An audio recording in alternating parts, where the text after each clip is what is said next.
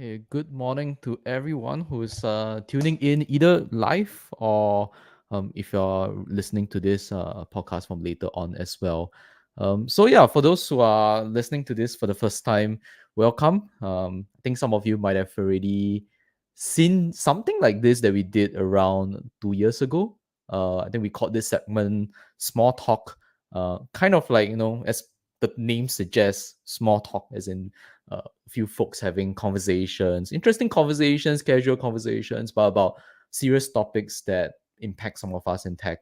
And I think that was something for the longest time I wanted to drive it, like a very friendly environment to be able to discuss serious issues and bring out knowledge or our opinions and discuss it with different people. So, as you can see over here, we have our first guest after 2 years. Uh, Harizwan is going to be, our sort of the maiden guest for our voyage. Maiden voyage, sorry, not maiden guest. But yeah, this is, I believe it's episode 4 of the entire segment. So later on, I'll probably will find a way to link the our Spotify page over here. I think the first few episodes have already been uploaded from years ago. But this topic this week that I've invited Harizwan in for, it's very interesting. So the on the topic of layoffs and actually resigning from a workplace, we're just gonna have this conversation about that, and hopefully you'll be able to find something interesting from there. Okay, but immediate business first. Before we get into this topic, all right, so the as you can see over here, some of you might be watching this from the YouTube channel of DevSpace. So yeah, I mean this is jointly co-hosted with them. I've gotten their permission to also stream this over there as well. Along with, of course, if you are at our Big O's Facebook page as well as YouTube. Hopefully in the future, we'll be able to also stream over the LinkedIn. If you are a LinkedIn user, do us a little bit of a favor. Go over to our page and help us over there. But anyway, yeah, if you're interested about DevSpace, do visit their website. They are a locally spun up space, right? That's used for mostly local meetups in the Singapore scene mainly. So meetups, conferences, usually you'll find some of these events being hosted in that place. It's a really, really cool place if you have been there before. If you have not, right, you should check it out. I think 13th of Jan, there's an event that I'm also kind of helping to co-host, but part of another different community instead. Yeah, and check it out. It's a nice place. And also, yeah, socials for Big O. We have our YouTube page, LinkedIn, as I mentioned earlier on, the Facebook page, our main website as well. If you're interested, yeah, you can just visit any of these shortened links to get to there directly. Yep. So if you like our stuff, subscribe to our stuff. Like I said, help us follow on LinkedIn. We're so close to a certain goal I'm trying to hit so that I can actually start streaming there. So there's actually this minimum limit you need to get there before you can start streaming on LinkedIn. Okay, but anyway, yeah, enough about self promotion. So we are here to listen, to talk about this topic we have today. Hopefully, you'll find it interesting. And before I bring my guest in, I just to do a short introduction for him. I think some of you might know him as someone who's already like vividly very active, in our local community scene, the tech scene, in fact, and especially those who are in Google Cloud or even just in the cloud scene, serverless meetups. I think some of you might have seen him before. So Harizwan himself, he has been a Google developer expert in Google Cloud. In fact, if I'm not wrong, I believe he was the first Singaporean GDE to be granted that status in Singapore. And so this was, I believe, in 2019, around like 4 or 5 years ago. But separately, some of you might also know him from his Google Developer Group Singapore Cloud Association, where he has also done a lot of activities over there. And yeah, he mainly works in this area as well. So we're going to hear more from him. Let me bring in Harizwan. Harizwan, you're ready to be in. Let me pull you in. Hey, Harizwan, how are you? Hello there. It's too early in the morning, Saturday. I want to sleep in, but then now I'm awake. Hey, don't say that, man. Okay, Okay. but thanks for joining in this morning segment. I can see you have your morning coffee as well. So Yes. yeah, to the audience, right? The just to mention the some of you who might have seen similar LinkedIn posts or on Facebook or elsewhere that we post about like tech walks before. Right? I think you can think of small talk like something like that. We're just gonna have like casual conversations and trying to like understand more about the topic and also more of what we think about the like current situation, especially regarding layoffs. Yep. So maybe just to kick things off, I think Harizan, if you want to give like an introduction for yourself as well. Yeah. So I mean, like what Rayan was mentioning, like I've been in this tech space for quite a while, giving talks here and there. I really can't feel like a job interview for some odd reason. Okay. You're doing good. But yeah, but that's the thing. Like this whole okay, wait, I can't forget what I want to say. Hmm. Hey, no worries, Uh, man. okay, so a bit about myself, right? So as what William mentioned, GDE. and as well as been doing this tech thing for quite a while. Um, so the interesting part about the like just now when you're introducing about the GDE is like actually not a lot of people know what a GDE is, which is Ah, kind of interesting, a bit sad as well. I'm not sure how we are known to normal tech folk. I think like both you and me, we did this event called the at Dev Fest KL, was it? And I was yes. chatting with some people Recently. there. Yeah, quite recently. Yeah, it was this month. It was this month, early this month. Oh yes, it's not even 1 month yet. That's Yeah, true. it's still this month Second and or it's third still this of year. December. Yeah. Yeah, yeah.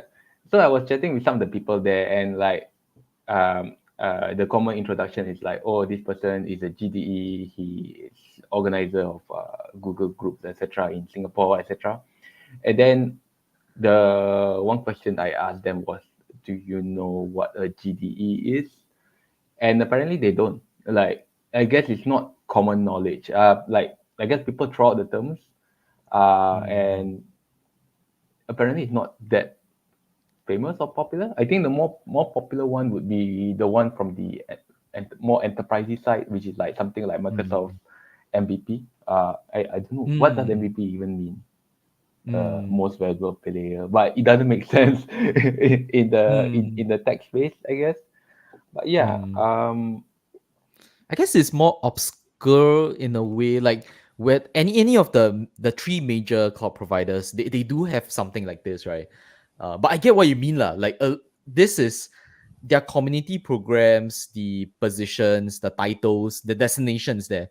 It's not that well known today, lah. I guess most of these providers probably have more work to do in order to push out the name of a lot of these destinations or what they mean. But I think most of us probably will be more familiar with certifications, for example. I think certifications probably that's the one that probably they're marketing more on. Yeah, but I know what you mean. It's a bit sad when someone comes up to me and say, because I'm on GDE as well, and someone comes up to me and ask, what is a GDE? And then I think to myself, oh man, if I have to explain that, that kind of defeats the purpose. But I try to explain it anyway. I try to make it fun and say, hey, it's as a GDE, I help Google go out and present about the topic area that I'm interested about. I think that helps. I think that helps. yeah, But anyway, sorry. To your introduction, yes. yeah. So that's the thing. Like, that's just one aspect of the entire my entire like career or tech life, in a sense. Like, besides that, like, I do a whole bunch of this community work, in a sense, like this like some of the stuff will be like giving talks, etc. Partly Mm, because it's kind of sometimes it kind of feels fun in a way, to share like what crazy things that I've been doing on the site. And some of the crazy things, just things that like a lot of people haven't even tried before. I think one of the things that was kind of interesting. I mean, I didn't do it, but it's more like you did it. Was the one about the web RTC, the web RTC ah, talk that you've been giving for the past 2 or 3 weeks, which is yep. definitely a fun thing to definitely go and venture into. My topic for this year, my crazy thing for this year is this thing called feature flags. Um, I was trying it out. A lot of people have never heard, or like people doing like feature flags and like introducing it as a platform in your entire tech ecosystem in a company. But Mm, yeah, like some of this is fun. Like some people get into this tech space, some for work, but like there are people like me that are crazy enough to even do it outside work and like do stuff on the side and experiment with all these new technologies. Yeah, that's kind of hopefully sums up the whole of mm. my introduction in Oh, a way. okay, to be honest, I think when you say the word crazy, I think it's adventurous lah. Crazy, sure, maybe some tinge of craziness because I mean I would say I'm equally crazy in that sense as well.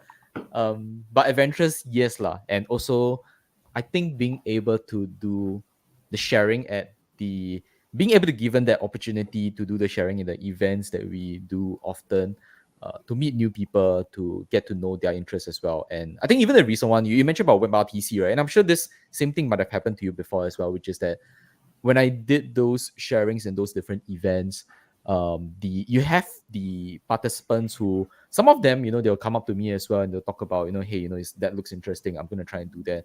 In fact, there was this guy that was on LinkedIn that actually was pinging me about his progress of doing it. He actually hasn't really gone to the part of asking me the question yet, because he was kind of telling me, hey, I might want to ask you questions in time.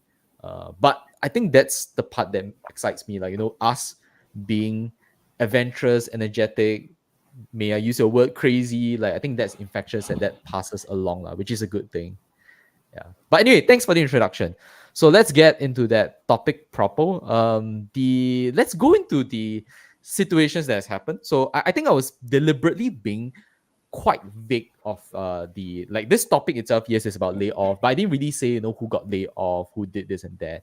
So maybe just to share a little bit more details, I think for those who are listening in, either right now live or in the future, I think both of us, surprisingly, I think we both left our previous employments around in the same week. This is sometime around, I think we made known to each other around the time of I believe October, if I'm not wrong. October, or The, was it November? during a conference, Gig surprisingly, Camp. Yeah. Geek Camp Okay, I guess I name dropped Singapore them. Yes. 2023. Yeah, which is Okay, now kind that I of think about it, funny. Which is kind yeah, of funny in a way. Yeah, I guess it's November then. I think it's Gig Camp. Yeah, was November. November. Yeah. November is the right date. And I remember you mentioned about it. Sorry, who started first? Did I I mention think it first, or do you mean? you started first with your Yes. tech situation, and then I was like, oh, I guess you got affected. I too got affected as well. Yeah. Yep. So maybe for myself, I'll just share briefly. I was a engineering manager from Grab, and yeah, I resigned. I guess during that period, and I decided to, no, sorry, I resigned before that.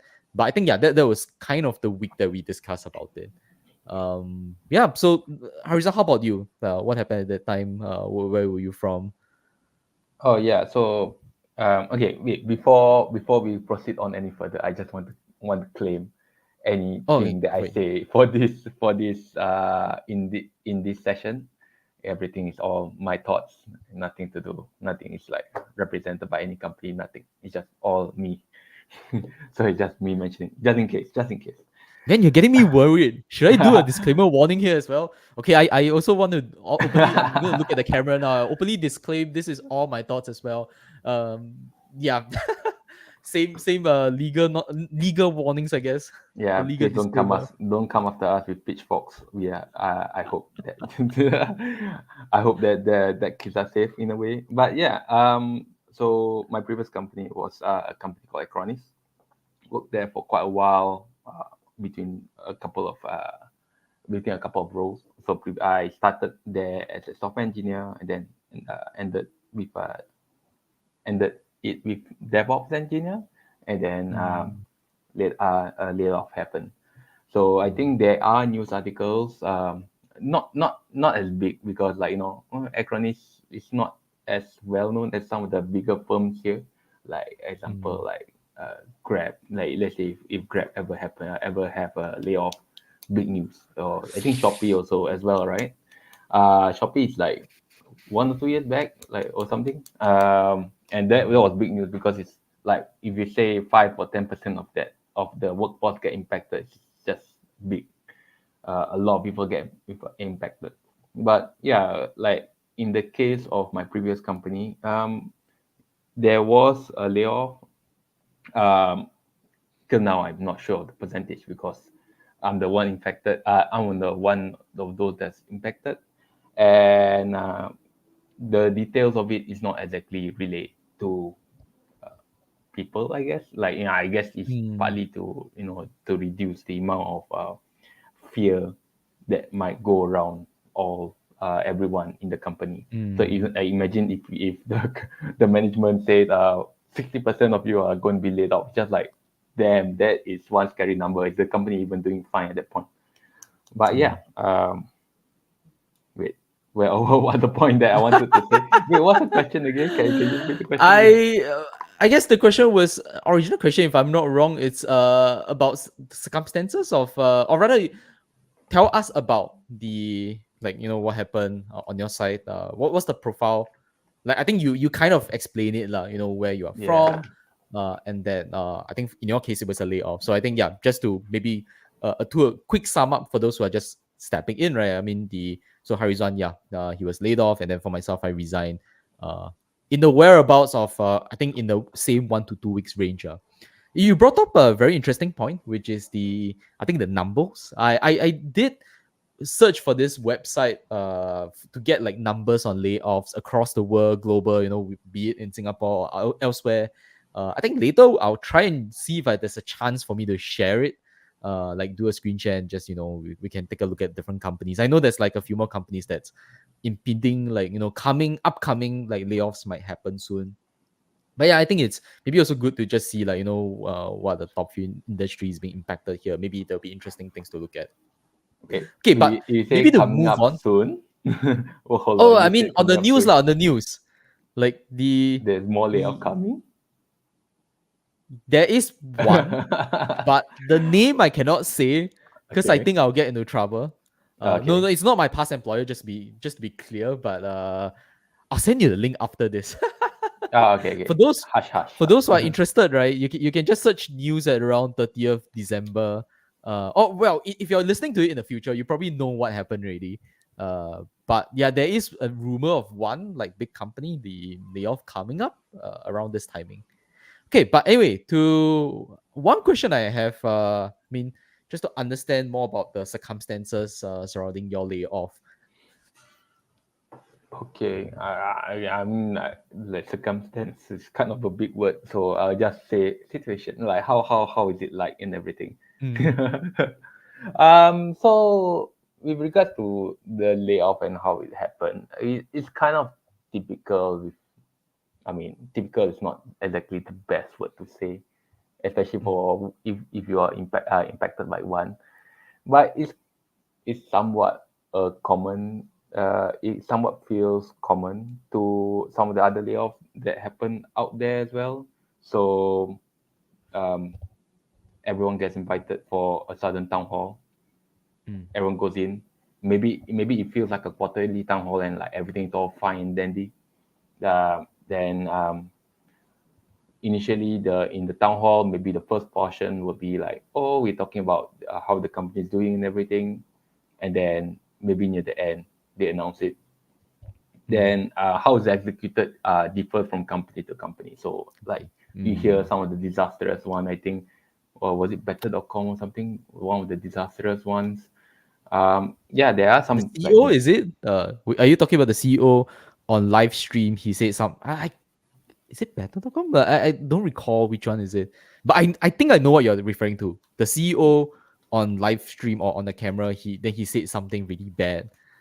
yeah, yeah, Yeah. and then it's just like just announce it just like that, and then it feels very offensive to those Yep. impacted, because like basically your livelihood is just stripped away with you have no control over it. Just like poof, Mm. no more work, Yep.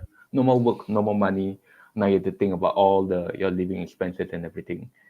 Mm. And that's kind of what happened. For me, like what happened was they were saying in the town hall, a layoff is happening. Mm.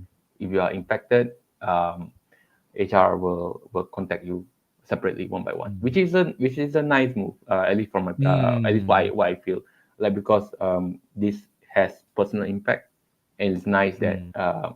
they are reaching out one on one, and like Mm. having a discussion, and letting you have that, okay, I guess the final vent in a way, Mm. to and then ask questions like how are things moving forward and everything. So Mm. um, I guess as part of the whole similar to how other companies are doing it as well. Like when layoff happen, I guess in order to ensure that company assets are not impacted, things are immediately switched off, so access Mm. to everything is all gone. Yep. Which is kind of surprising as well as said. Like Mm. I was affected by that because I was about to do a git push and then like poof, no more access. What is this?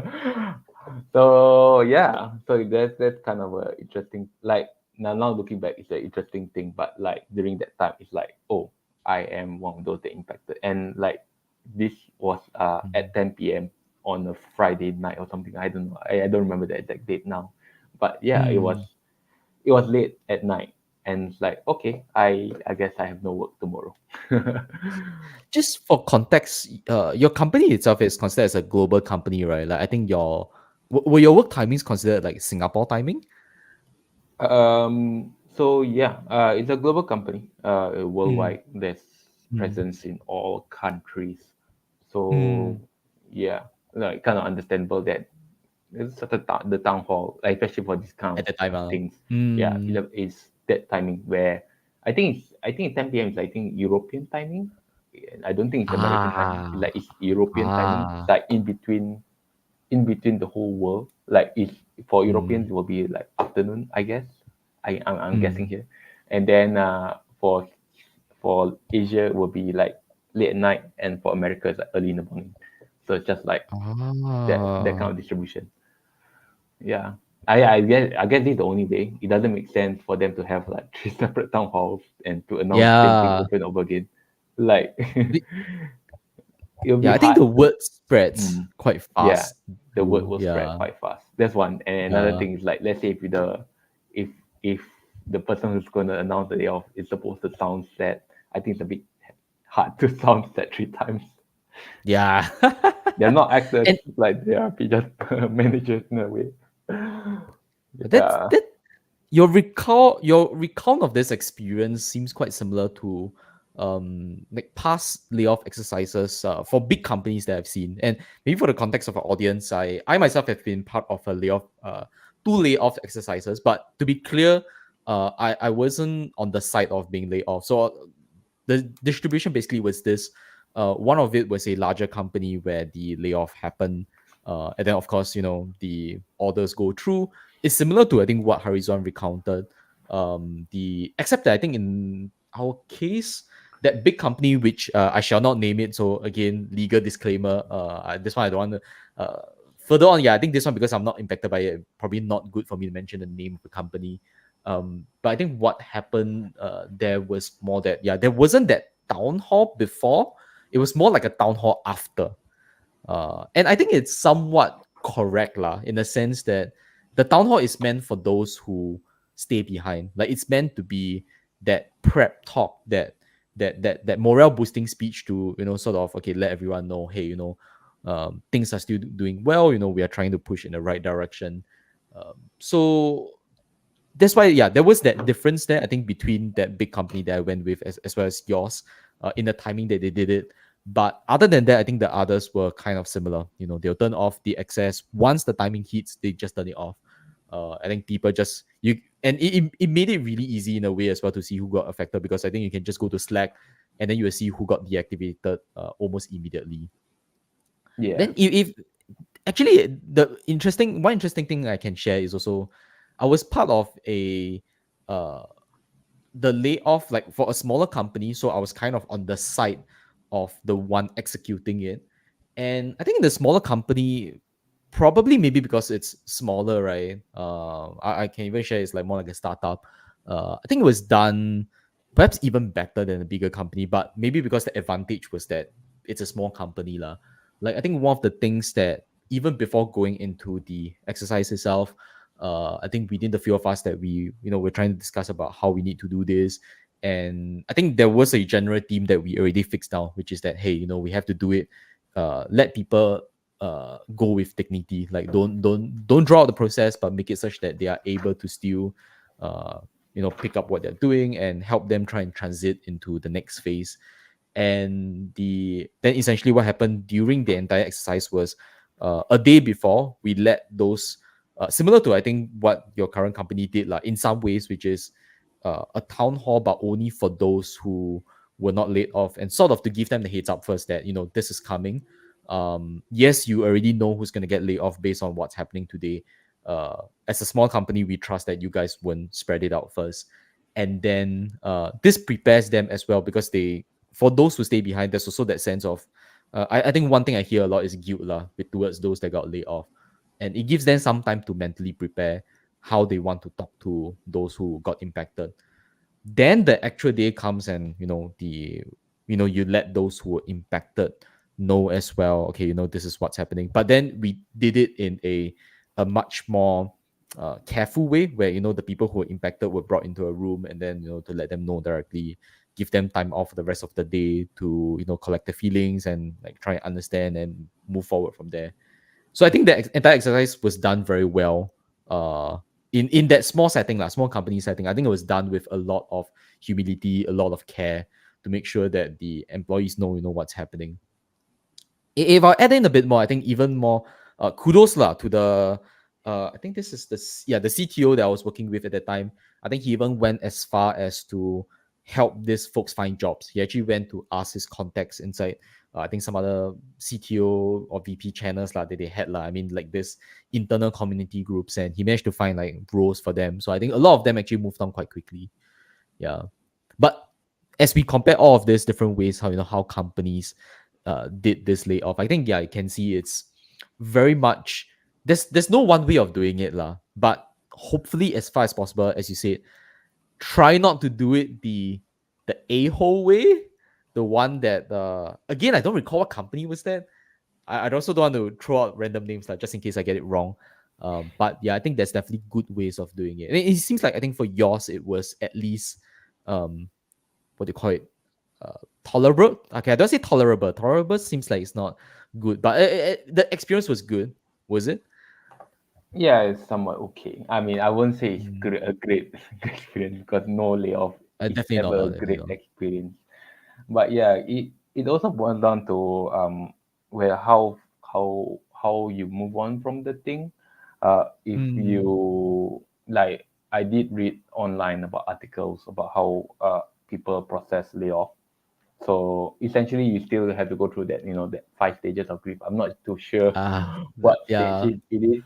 I remember by the end of the night, my wife started asking me, like, are you okay? Like, you are already starting to you already starting to like rationalize it and really move on already. Like, you don't even have time to be in the Oh. middle stages. That's like I went from step one straight to step five. Yeah, because I started going on to Ministry of Manpower website, just like, okay, how much Mm. money am I going to get? Mm. Yeah, and it's kind of one interesting thing. Okay, so the interesting thing between here and other countries, I'm not sure whether other countries, I'm not too sure um, about their how layoffs happen. I did hear, like, let's say in European countries, their unions are better. So when it comes to layoff, their layoff situations will be way better as compared to Asia and Europe, Mm. and America. But Mm. surprisingly, when I was checking Ministry of Manpower's website, what they were saying is when the layoff happens, the company is still obligated to pay whatever is in the contract. Mm. Like, when you Yep. sign that employment contract, they'll say, okay, you are supposed to have that notice period or whatever. And Yep. then in the case of immediate termination, which is a layoff, essentially what that means is you forgo that notice period, which means the company is the one that Mm. has to pay the entire Go on. 1 or 2 months notice period Yes. immediately. Yep. So on not on the day itself, but as soon as possible, in a way, in a sense. Mm. Um, but the interesting thing is, like, when some of the layoff that happen in other companies, just like, or depends on how long you work, you get like 1 month per year you work.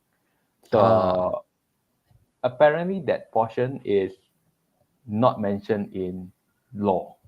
Yeah. So companies are not obligated to Yep. pay out anything for that portion of things. Yep. So technically, if they pay out zero, um, it's still considered legal. It will be a sucky situation for sure, but that is legal for them to do. Ah, wait, is Yeah. this so you mentioned you were comparing against American laws and European laws. Is it Uh, different for I that? didn't Like, compare. I mean, what I uh, heard from other people is that okay. because the union there, like for Europe, is union there are strong. For Ah, America, with it's unions, like yes. yeah. For America, it's just like I don't know. It's just like they protect companies more than people. So so Ah, that will be like any additional payout is just goodwill. And in Singapore, mm, what I checked was Singapore's similar. laws, and for Mm, Singapore, any additional payout is mm, goodwill of the company. And of course, mm, like the company will of course will look at their balance sheet and like determine whether to do that payout or not. And, like if they are doing really mm, badly, that's like why should they? Because like essentially if they pay out this thing, they will look nice for all their employees, like the layoff exercise like done pretty well, but at the same mm, time it's just like how do I phrase it, if it result in the company going into a really bad situation, then there's no point. mm, Yeah. mm, Because the whole point of the whole point of this exercise, this layoff exercise, just is for the company's sake. It's not for the yep. workers' sake. For the company's sake. The company is try to survive moving forward. And if like they're Mm, paying like huge amounts of money out of goodwill, they're not obligated to do it, mm, but out of goodwill, then yeah, mm. it'll be bad for them. I guess yeah. In the end, it's the larger plan at play lah, which is for the bigger company. Yeah, how it impacts them, but probably it's also it depends on who's executing in the company. Like I would imagine that if I'm part of the C levels or even like part of HR team running this, right, I would be afraid about setting a precedent in. And I've seen this in companies before where they have done layoffs, right, that are separated by a number of years. Like 3 years ago you did a layoff, now you do another layoff again. If you did set the precedent a few years ago that you will give this additional benefit, right? Like you mentioned, like I think half a month for every half a year service to the company. It's possible that in the future layoff people will have that same expectation as well, lah. And it might actually have, I don't know, maybe in some sense negative impact, like towards people who actually want to be laid off as well. Okay, I can't speak to the truth of the numbers of how many people who want to be laid off, like in the country, in Singapore, and over the world. But imagine that there must be people who want that payout as well, like, if it's even a thing. So yeah, maybe not being in the law. I guess that's up for debate, maybe of a different time as well. Um, Hopefully policymakers would be able to make a good call there. I think we hard for me to comment. Yeah, I mean, I don't think, like at least in Singapore, I don't think that will ever happen. One reason because Mm, that really like Singapore is like kind of known to be on the side of the companies rather than on the side of the workers. yeah. Like that's why there's a lot of companies in Singapore. Like Singapore is really business friendly, right? And they Yep. have to maintain that image. So adding too many laws that like side with the workers, yeah, it's good. Mm, But at the same time, it's just yeah, it's just a sucky situation for us, like, in a way.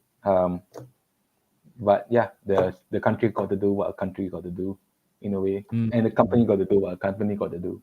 And as mm. a on a personal level, like we just have to deal with the cards that we are dealt with. That doesn't come out right. Is that No, how? no, no, but I think that makes sense. That makes sense. Yeah. And I think I'm still thankful that I think that's at least the basics there, lah, which is it can't be immediate termination without reason, and then like leaving people in a lurch. I think at the very least that compensation after notice. I think that's good. That's good. I think that, or at least I don't want to say it's good, but it's a good basic to have compared to immediate termination. I think that would be just purely unfair then. Yeah.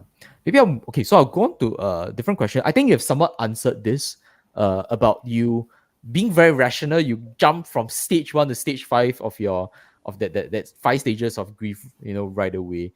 But how about after that? How have you been coping? The after this entire situation has happened. Okay. Like first things first. Like for the like what happens after a layoff would be like the first thing we'll look at is finances. I assume it's the same for you when you ended. Like that's the Oh first thing, just like my, am I yep. stable? Yeah. So that's where all your financial basics all come to play. I mean we are not a finance channel, we are tech. We're not finance. But Yep. then like now there's a need for another disclaimer. It's like do not take any financial advice from us. Please seek a proper financial Oh, yes. advisor. We are Yeah, not but lawyers or financial consultants, man. yeah, I But think we we need a give lot you of our best disclaimers. stories. Yeah, I need all the disclaimers everywhere. But yeah, Yeah. so like back to the basics. That I mean, this personal finance is something that affects everyone. I mean, personal. But one of the things just like need to make sure that you have enough funds. So that's one of the what they call it, the emergency funds. Like make sure Yes. that those are ready and standby for. And those are ready for and standby for like times like now. Now is the appropriate time to start using it and having it ready for immediate use, not like locked up in some Mm. investment. That's the thing. Like some people take Mm. emergency fund, chuck into investment, and it's just like, oh shit, I can't pull it out now because the market's bad. Mm. So they're not emergency fund. Mm. But yeah, so one thing is to look at the finances, make sure that's fine. Then I think one of the other things, I mean, it kind of helps with the coping in sense, just like okay, calculate the the salary for the month I'm supposed to get because I know the layoff didn't happen at the beginning of the month, it happened at the middle of the month. So it's just like okay, Mm. I'm gonna get this amount of salary, Mm. gonna plus the 1 month from the notice period immediate termination thing, then plus the leave encashment because like it's Mm. not yet December, so for some Mm. people they still have leave, and in my case I have a Mm. lot of leave left, which is good. All of that changed to cash. Wonderful. Mm. And then of course with that goodwill payout Mm. from the or the layoff exercise have actually Oh, happening. notice period or goodwill? Just curious. So there is like notice period which is Ah. obligated by law, like it's in the Ah. contract. Which if the company doesn't pay out that amount, That one is you can again the go law, yeah. against the law. Like Okay. you can go after them. The goodwill one Mm. is just up to Addition. company. Yeah, the Mm. additional.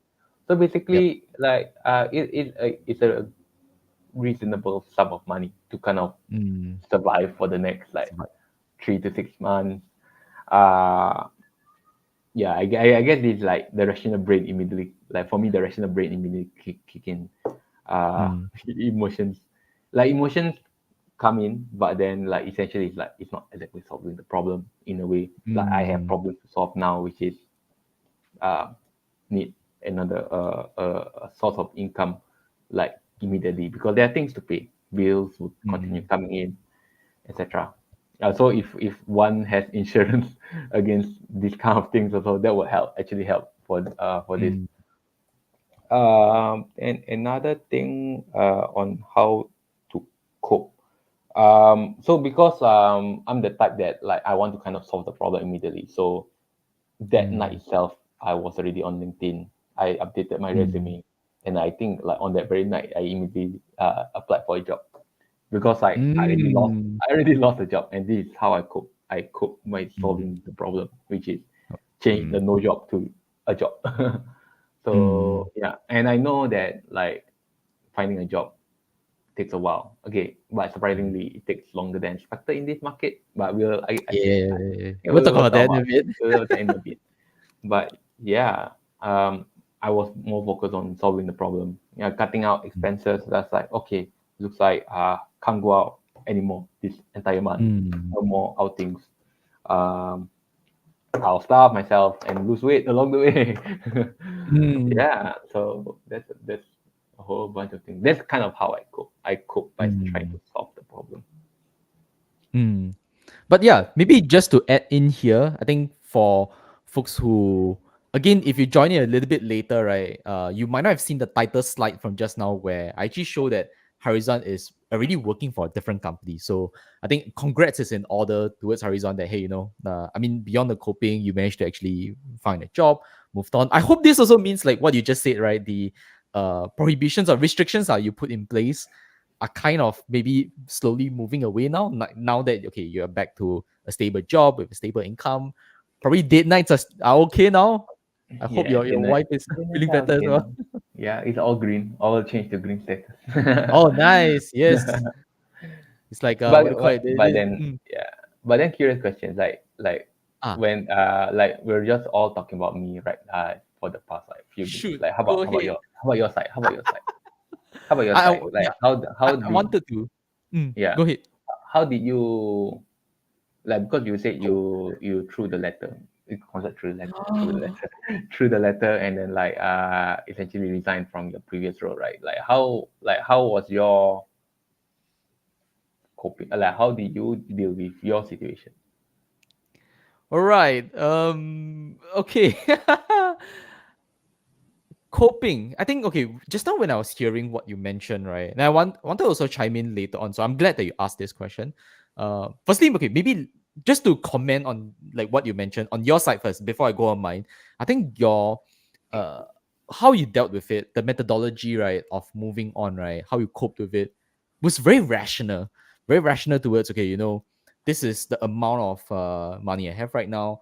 This is what I'm gonna do next to try and solve the problem, moving on, finding a role, reducing expenditure at this point. Very, very rational. And I think mine probably, I like to say I'm almost like the opposite, but actually I'm not in the end. Why I thought I was the opposite is because I think I'm more of an emotional person. Not emotional as in the sense of like crying and all. Okay, sorry, that sounds wrong as well. But emotional as in the sense that some of my decisions I know I run them with also the emotional state of mind. And I find that sometimes it's better in terms of my work because I kind of also want to think about like how if let's say I make a certain decision, uh, wear other people's shoes and understand how they feel to make the best decision, like taking into account everything. So in the same way as well, like when I resigned, okay, I didn't throw my letter. It makes it sound like I did it in a fit of anger. No, no, it's not. It's not. It came from I guess a very peaceful place. And I'll talk about that in a bit. But in terms of coping, um, I I guess I did it more rationally in the end. Like I thought I was a more emotional person, but I did it also quite rational. I spoke with my family before. Like in my case, of course, I get to choose. And I realized I can't go into too much of the details, of course, legal disclaimer, blah blah blah. But it was a situation that I was faced with where I realized that okay, look, I can still stay on with the company for a while, but it didn't make sense anymore. It didn't make sense for any of the initial goals I set out for the company. I talked to my wife first. I talked to my family, some of my friends as well, and I came up with that decision that okay, look, I think I need to move on. It wasn't good, like especially one thing that I mentioned to one of my skip level managers at work was the my mental health. I don't think it was not that like had any big issues, but it was just that day in day out there was just too much hustle in that company trying to get things done and all that, and that didn't help that with additional situation happening. And then I think what went on after I resigned again, because my situation is very different from a layoff, right? It came out from myself. So I think I was much more at peace with that fact. If anything, I think I was much more worried about my team members because, for context of those watching this, I'm an engineering manager back then, and I was in charge of a number of team members. I also had counterparts like my product manager that I worked with. So I need to figure out the best way of how to, I mean, both do handovers, settle the feelings of the people around me as well. I guess because of that, in the end I became more rational. I didn't think about it too much. Maybe until after my notice period ended lah, or rather like after my same thing lah. My computer, everything, the access got terminated. I couldn't like work anymore. Then I started thinking about things.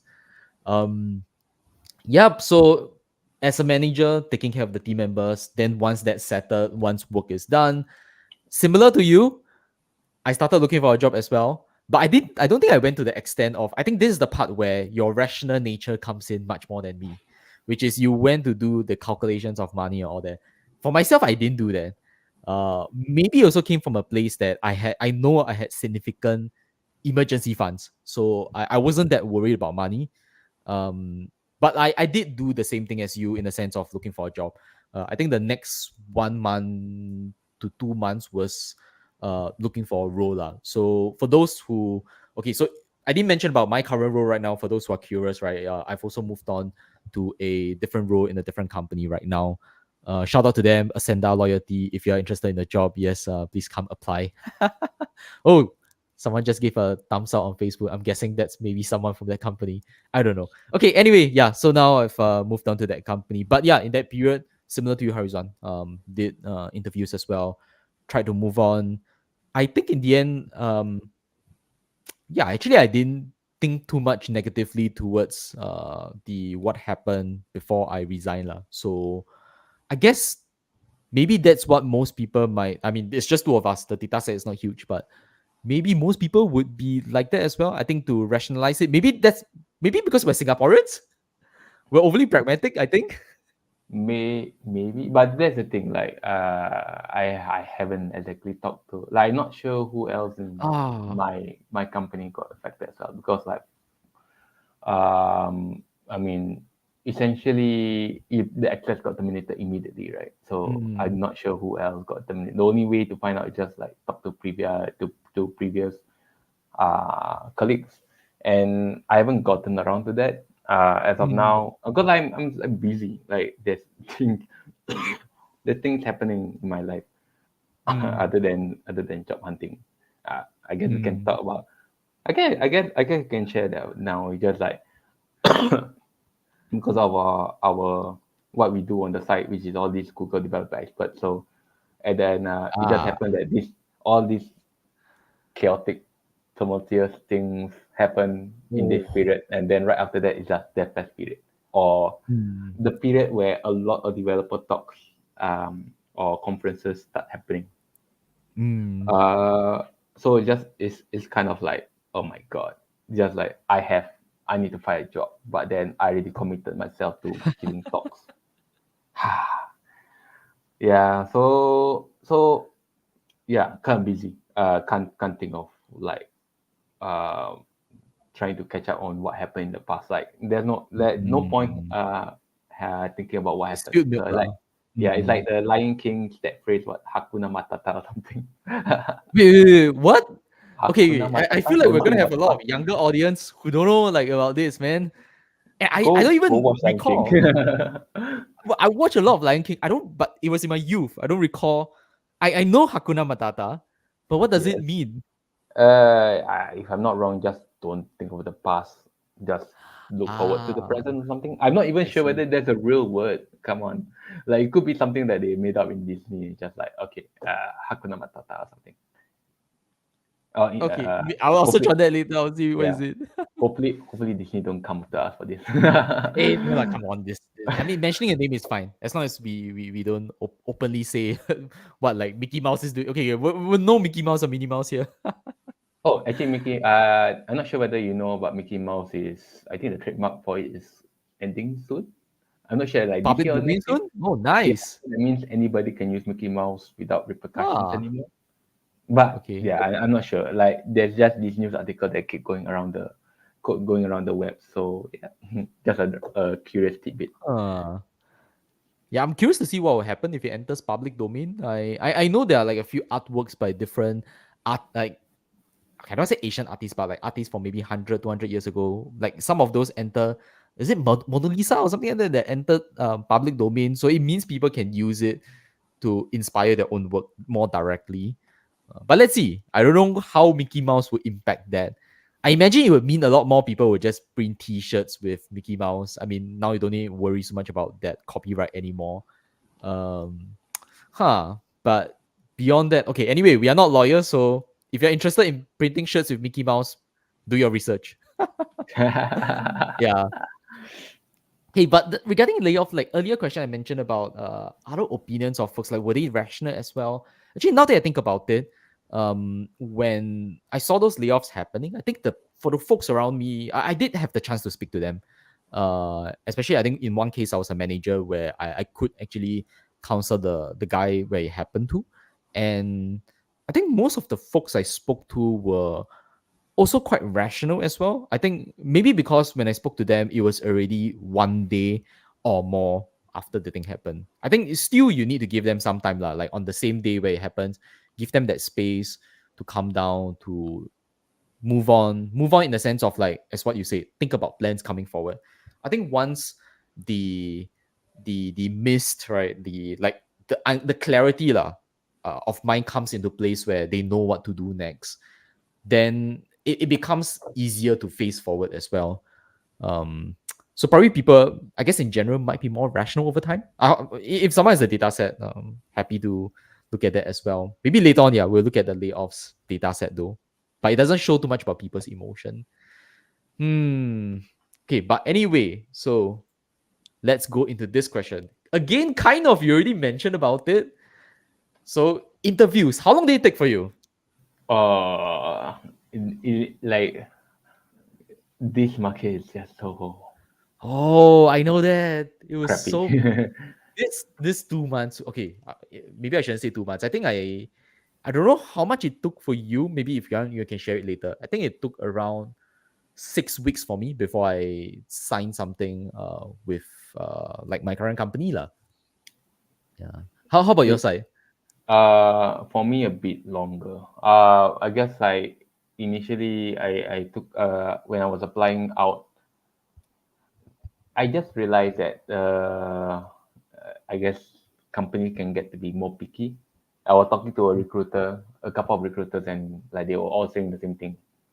Mm, Firstly, one of the reasons that now finding a job, especially in tech, is quite hard because firstly the market is bad. I mean that's mm, why layoffs are even happening in the first place. That means there's less demand from companies to want workers. That's one. mm, There's less job vacancies overall. mm, Uh, Secondly, it is the end of the year. mm, People are all on leave, mm, and yeah, like all the recruiters, like all the HR people in companies are not replying to recruiters. Like when I talk about recruiters, not the company recruiter, but external recruiter, mm, the people that help you find jobs. Um, but also like yeah, HR people are also not exactly around to answer emails. So basically, if you mm, send in the application, just like maybe they won't look at it. And thirdly, I guess maybe this is a Singapore thing, but uh, the like a lot of people are gonna like continue to stay in the company until the company pays out the bonus. Some companies mm, pay out the bonus in December. Some companies mm, pay out the bonus early next year. mm, So there will be a whole bunch of people that will be waiting for that, and that will mean that you know uh, job vacancies will be not available. They only will yeah. be available next year. So I think one of the recruiters like was telling me, maybe you can just take a break and just wait till next year. Which are like, okay. I mean, you're not exactly helping my situation. I kind of Mm, want a job now. I mean, it's mm, okay mm, to go for it uh, next year. But mm, like let's say if I really didn't have a job, mm, let's say, um, so basically it would be nice to continue going through interviews like basically for me like as I was saying that my coping mechanism is to try to solve the problem. mm, um as long as I'm going through interviews, it kind of makes me feel like I'm solving the problem, like okay, mm, I am taking steps towards solving it and eventually getting a job. mm, So I guess like that's why I kind of go for it and gun for it. like I'm not putting too much hopes for it, but yeah, I'm using it as partly as a coping mechanism. mm, I guess. So yeah, mm, they're the finding for jobs part. And also another thing that maybe on the reason why I took a bit longer as compared to you in terms of finding a job is because skill set wise, my particular set of skills don't mesh very well with the current job market. So my what I was working in Acronis is quite specific. I'm very I'm kind of do a bit of quite a bit of things like in depth with Kubernetes, mm, and like not all companies need that. Like some companies they just want deploy CI/CD pipeline. I Mm. don't have that particular set of experience. I know bits of it here and there, but Mm. I haven't gone through the entire like nine-foot flow. Like get the code, build the artifact, push the artifact Mm. into somewhere, and get that application running on Kubernetes. Not the entire thing. Mm. All I have is just the I what I have in depth is the last bit Mm. and a bit of it from the rest, but like not in depth, not deep enough. So that there is a skill mismatch there, which is like Mm. kind of like I do feel fortunate that my current company kind of take me on, and Mm. saw that I have the potential to kind of take on these skills. Yeah, kind Mm. of feel lucky in that sense. But that's the thing. That skill mismatch is kind of a big critical thing, which is kind of like kind of the one thing that I kind of want to throw out and give advice to all those like job seekers out there, is to Mm. don't like if, let's say if you are in a company and you're in this job and you feel comfortable, just in case, it's always good to kind of like look out in the market and like find out what the market kind of needs and wants. It's going Mm. to continue changing, but it's kind of good to uh, take a gander around and like, okay, now Mm. the market is like very into Terraform, which is surprisingly right now they are. A lot of companies are looking for skills in Terraform. A lot of Mm. companies are, weirdly enough, especially in Singapore, um, looking for skills with GitLab CI, GitLab CI/CD. I was thinking about that when you said it. Okay. Just like if you have like some of the recruiters like literally the quite amusing thing is like when I was going through with recruiters, like some of the recruiters literally have a checkbox in front of them and like their Mm. CI GitLab CI/CD experience.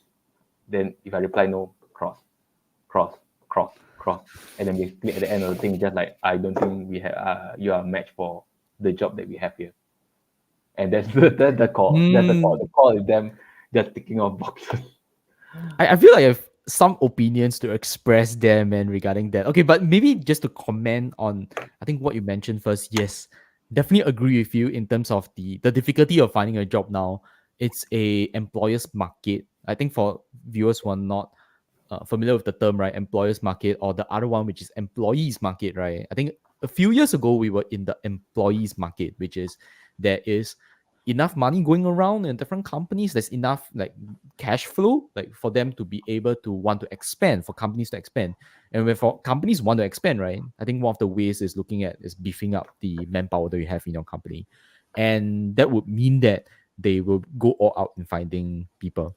But I think with all these layoffs happening, agreed, yeah, it has also sort of like create that scenario as well, that it's that employers market where harder to find a job, because now employers can afford to be a bit more picky. If they even need one person, right? If and let's say there's like 100 people trying to fill into that role, um, they can afford to be a bit more picky to find the specific person with the skill sets. But that said, I disagree with that. I mean, I disagree with the part on how they specify the very exact tools needed. Like skills, I agree that you need certain skills to get into certain jobs. Like in your case, your job is more on DevOps, and I think the general principles, or whether like to assess whether you understand those things, right, and getting you on if you know your basics well, and even the advanced like principles well. I think those are good, but tools, trying to hire people based on the understanding of tools, I feel like that's probably not the best way of hiring. I'm not saying it's wrong. I'm saying it's just you might in the end get the employee that you want, but it might take a really long while as well just to find that specific profile. Like take for example when you mentioned about GitLab CI. I think this is my honest opinion. Don't sue me, anyone out there who's listening to this, especially recruiters and people who recruit. But the thing is, in terms of things like GitLab CI, right? I mean, GitLab CI is just one CI/CD system that's used in this market of many different CI/CD systems. I mean, if you limit yourself to say people who know it, I find it really hard to being able to, if I'm the person recruiting, especially if I'm a the hiring manager recruiting, I feel like that's probably not the best way to hire people. If you're looking for people with general principles in CICD, and maybe just give an example of what you did for CICD in your past job, I think it's more likely that this person would be able to pick up the concepts of the new system that, or rather, this system that's new to them in your company, and then do well with it. Of course, it's always better to get someone who knows the system, but I mean, why forsake that over people who are good overall? And I know your skill set. I think, Harizan, I've seen you done, as you said, crazy stuff, wacky stuff, like in the different cloud events. I know you have the knowledge in there. So yeah, I feel that's kind of not the best way. I wouldn't do that. If it's something like Docker, maybe like containerization, okay, fine. You don't know Docker, most likely you don't know about containerization because they pretty much dominate the market. Terraform as well, I think that's for a big part, yes, I agree. GitLab CI, I mean, as much as I like GitLab CI, I don't know. I don't think that's the best way of doing it. Yeah. Thoughts? I kind of agree with you, but then like the ball is not in my court in a sense, right? Ah, So it's like they determine how they're getting the workers in, and this is what you observe in the market. So mm, if the market is going to be like that, then like us as employees, we just have to respond this in that way. Like if they're searching for that particular skill set, then mm, I guess you just have to level up in that skill set. The only one thing that I really find kind of amusing is this, like some of the recruiters out there, especially those that work with government contractors, it's just like, do you have experience with ship hats? And I'm like, what the heck is ship hats? yeah. And apparently, it's like, I don't know, I think it's ship hats, or is it another one, a GCC or something? For me at this point, I don't know the terms in that well, but I think those are like like Singapore government specific tooling. Ah, And just like the only way for you to experience those is actually to work in such a role before. But then if yeah. for, let's say, in the entire market, not everyone is going to work in tech, gov tech, right? Or the Mm, tech that works with government, right? Not everyone's going to be mm, that. So just like, why? Why this particular technology? And like mm, from the sound of it, right? Or more, I'm guessing here, but I'm pretty sure like most of these technologies that even government use are not things that they bootstrap from scratch, from below, because it doesn't make any mm, economical sense to do that. Like most likely it's mm, just like maybe they take, maybe this CI system just, they take GitLab and then they put some kind of spin on top of it, like maybe authorization, etc. mm. That's like wouldn't a guy with GitLab CI be enough? Like why need to be ship heads and GCC experience in particular? Like why? Mm. And not one. Like, I didn't come across only one. I come across like five, six of them. That's the feel lah, yeah. Yeah, it's common. It's common. It's just like why? This does make sense. Mm. That's again like going back to my point of like I feel like it's seeing the tree but not the forest. Like it's there's so zone in on that one single tool. Again, it's tool. It's not even principle. It's I mean like knowledge and principles. That's to be honest, I feel like that's way more important. It's a Yeah, bit like the attitude at work. If you have someone who's really good at doing what they're doing. On top of it, they have a really good personality and they're always taking initiative. Doesn't matter whether they know 2A or 2B, they will still go in and learn about, like, push themselves to want to take on and learn about this new tool and try and do really well there as well. Yeah. Yeah, that's something. Okay, unfortunately, I mean, we are in our own companies like right now. Of course, we can influence the hiring practices there. But yeah, I think the as a large, right, I really hope the industry moves away from that, which is the instead of asking for knowledge on tools, yeah. Unless if it's something dominant, I agree lah. Yeah. So okay, beyond that, beyond finding a job, I heard you went on holiday as well yeah. after I doing mean, talks. yeah. So I think one of the things, one of the holidays I went is basically an extension of whatever talks that I did, right? So I Mm, think like both of us met at this DevFest event, was it? KL. Fest Oh, KL. wait, Yeah, met there. I'm not saying Singapore one, right? I mean, Singapore is here lah. Singapore is here, but yeah, I mean, we did a event in Singapore, but Singapore is not holiday. Come on, Mm. unless you do a staycation, but then that doesn't count as holiday. But for me, essentially, like after our Death Fest event in KL, then basically I just extended that and just did a bit of shopping in KL, which is nice. Mm. Like this whole going to KL in the early part of December is better than compared to like going to Malaysia right now. Can't imagine the Mm. immigration right now. I don't know. Yeah. Oh my Yeah, God. No, not now, man. Lucky we went like a month ago. yeah. So like okay, done with the holidays. Just Mm. like I saw on your social media like you went to a couple of countries, right? Like KL wasn't the only one. Like which other country Uh, did you go? yeah. So I went to Yogyakarta, which is in Indonesia, and then I went for I mean KL. We both went to the KL Dev Fest to speak at the event, and also Penang. Yeah, but there is a difference there. Like, so okay, later I'll ask more about your plans or KL, like was this plan in advance and all that. But for my case, right, it's the same thing as mentioned or discussed earlier. We had this commitments in place. We applied for this like CFPs. CFPs, for those who are not familiar what that means, right? Call for papers for this different conferences, and then those got accepted, and then the situation unfortunately happened, and because of that, I took it as, yeah, it's a commitment. Okay, I should go for it regardless of whether I'm looking for a job or not. Unfortunately, I wasn't planning for either of this to be a holiday. So while I went to these three different places, excluding Singapore, I mean, of course, we did that fest here. Unfortunately, I couldn't extend it to a holiday because I already had the plane tickets were bought, the lodging. Okay, I guess lodging, technically speaking, you can extend it, but uh, the plane tickets, unfortunately, I didn't want to void that, like do like my personal extension. So, and also because of like finding a job lah. I mean, it was kind of still the period where things were stabilizing. Yeah, so I didn't really enjoy it as much as I could. I guess in our case, maybe because the time period between us moving, like finishing up from our last job and going to the next job, finding a job in that period was kind of short actually. I think we kind of tied things up. Correct me if I'm wrong. I think within 2 months, right? Mine was 6 weeks. I think yours seems like also within like 8 weeks.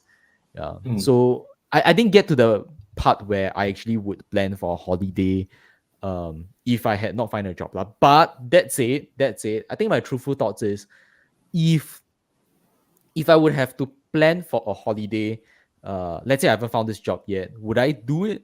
I think probably yes. But the caveat is I probably wouldn't do something that's extravagant. Like maybe something KLJB, somewhere close by. I think that's reasonable. Like sort of a getaway for myself, for my wife, because I'm married as well. My wife is still working.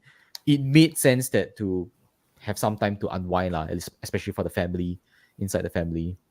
Yeah. I feel like that's probably the same way for you as well. Like yours was planned, right?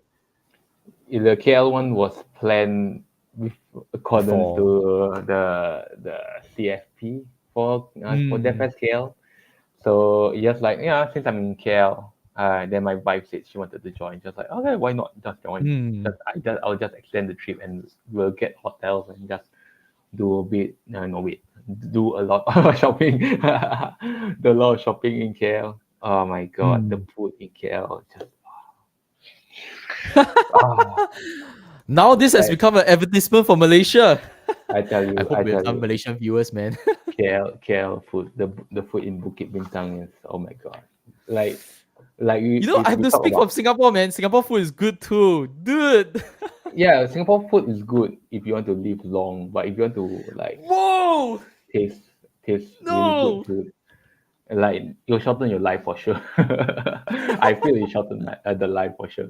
Like like one of the things I'm still kind of miffed about is like Uh, the kebabs. Like in Singapore, yeah, we have stuff D. Stuff D is like it feels like a healthier choice. Just like oh look at it, it's uh-huh. just a wrap full of vegetables and chicken. It tastes Mm, okay. It like if you want to wrap, yeah, it tastes okay. But then mm, if you go to Bukit Bintang, like like the at the center at the intersection, there's like 3 or 4 kebab stalls. Those uh, kebab stalls are I don't know. It feels legendary to me.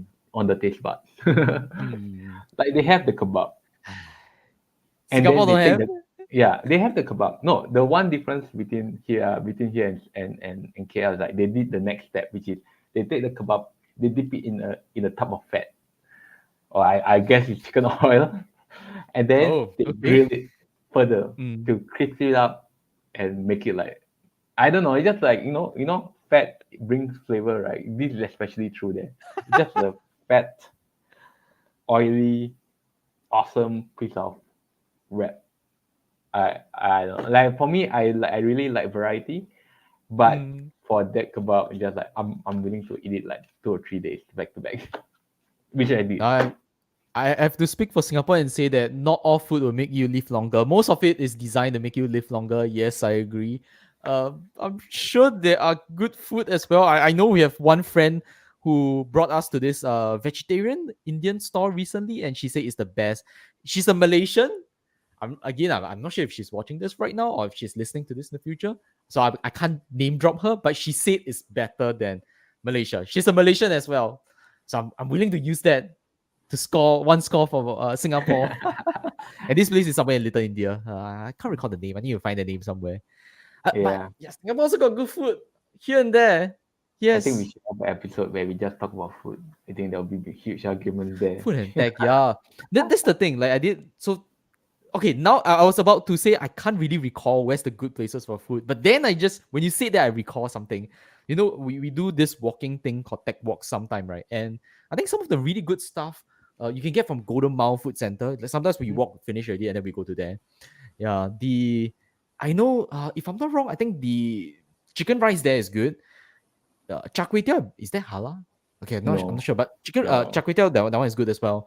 There's a couple of things that's good there, but the rest, okay lah. Some of it is just hawker center fare lah. But not all is designed to make you live longer. I want to speak that for Singapore.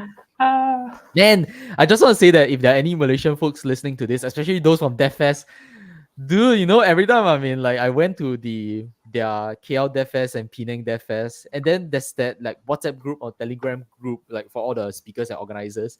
And then people start talking about like comparing the food of like Singapore and Malaysia, and I'm like, okay, should I say something? The same phrase that you mentioned came up there as well, which is it's designed to keep you healthy longer, live longer. Oh, why? Why did Singapore have this reputation? So to the viewers out there, international viewers out there, Singapore has a lot of good food. Please come to Singapore. Okay, now I'm just overselling it. I Okay, mean, we going back have to the we topic. have good Sorry. McDonald's. We have good Hey, don't say McDonald's. McDonald's now. That's no, Come don't talk on, about McDonald's, man. no one can beat Singapore's McSpicy. Come on, like I feel whatever. like some Malaysians will debate about that, man. I think No, okay. Malaysia has ayam goreng McD, and that is legendary. That's awesome. I But haven't tried Singapore that has before. McSpicy. You should try. You should try that. No, I mean I've tried McSpicy. Yes, I've tried McSpicy, but I Ayam goreng haven't tried McD. yeah, the one I haven't tried yet. You But should.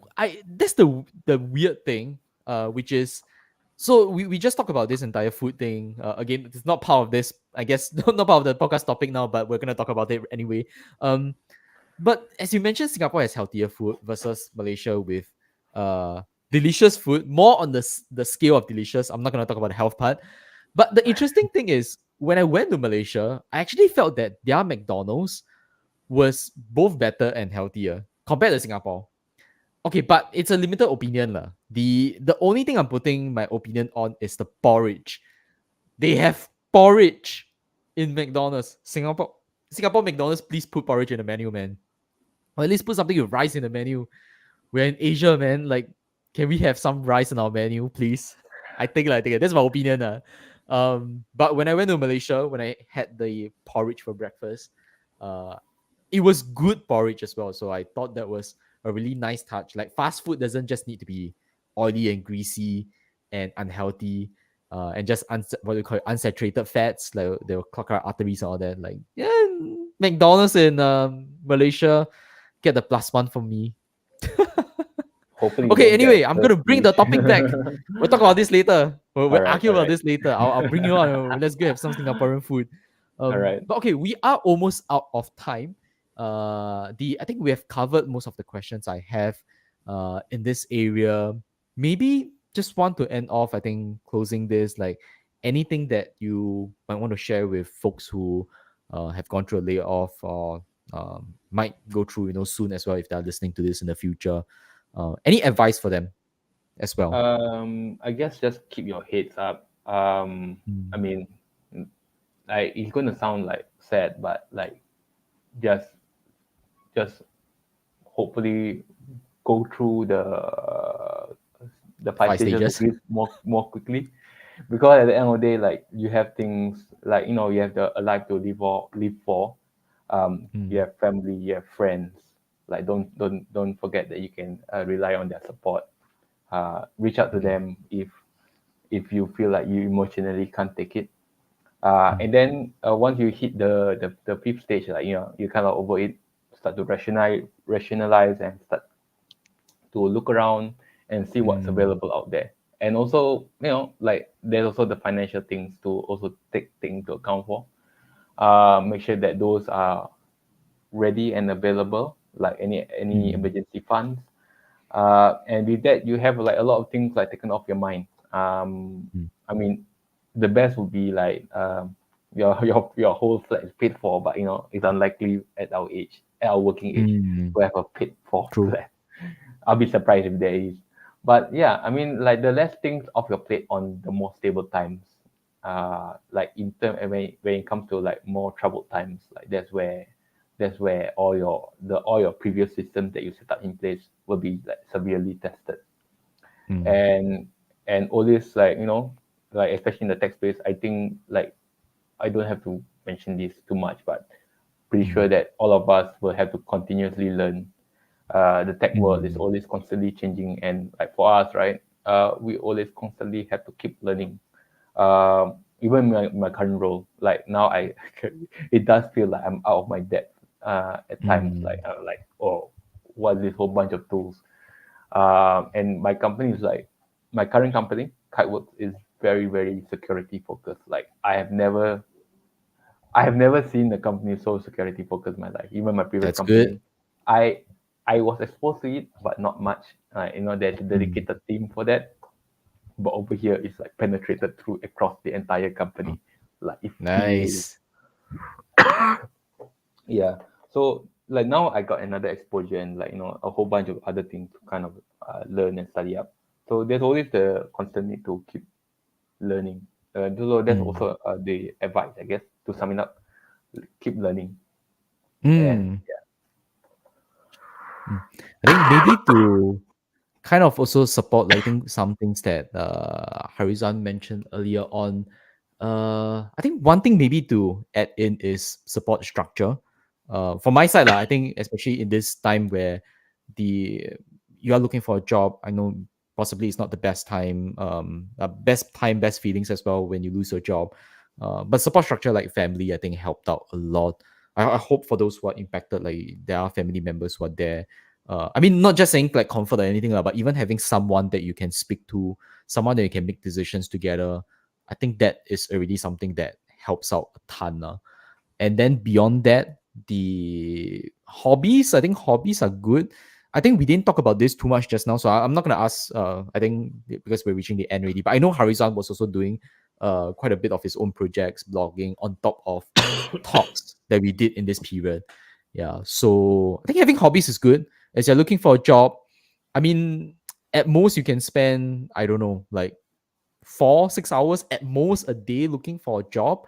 I mean, once you send out the resume, it's actually good to unwind. Yeah, I think as Harizon mentioned, self improvement. Find out, if there are things you can do to help improve your skill sets. Uh, Other hobbies, like as we mentioned, going for a talk. I think I have a few friends who actually also got laid off. Some of them are still looking for a role, right? But then they went for this conferences as well to, I mean, ascertain, their skills as well, being able to achieve and share knowledge at that high level. So having those hobbies, I think, is good to help unwind and bring yourself to a much more better place rather than just thinking about finding a job all the time now. So yeah, I think with that, for those listening in, for those who are looking for the next role, I think wish you all the best. Good luck in terms of finding that role. I think strive forward. you will get there lah. Maybe just throwing a little bit of an effort, like because I'm now a senior engineering manager at Ascenda. If you're looking for a role, I mean, ping me on LinkedIn if you like need help. Like, I mean, we can see if there's like some place to find a role for you. You can also go look at our careers page lah, of course. Um, okay. Anyway, so let me bring out our slide. So before we end, yeah, let me. Okay, so for those who are watching like the video podcast from here, so you'll be able to see the slides. Those who are listening directly, of course, I'll just read it out as well. I think before ending our session today, we have actually already planned our next session here. So I see the like from actually one of the next speakers who are going to be doing this. So yeah, actually the just mentioning that this is going to be our next topic for this podcast. Uh, for those who are not in the know, at the start of December, the government of Singapore announced, or one of the government agencies announced, that they are going to create 15,000 AI jobs. That's a big number. Now I'm gonna get like a expert in this field to sort of speak about his opinions on it, and sort of how are we gonna get there, or what we could do to help us get there. This is gonna Definitely a happen in the new controversial year. topic. Yeah. Oh, but yeah, it's gonna happen in the new year, 13th January. So hopefully we'll see you guys there. There's gonna be like a event that I think some of you guys might also be interested in for Gen AI in the afternoon of this day itself. So if you're free in this morning, you can just listen in, and we'll see you in the afternoon for the other physical event, which is not this.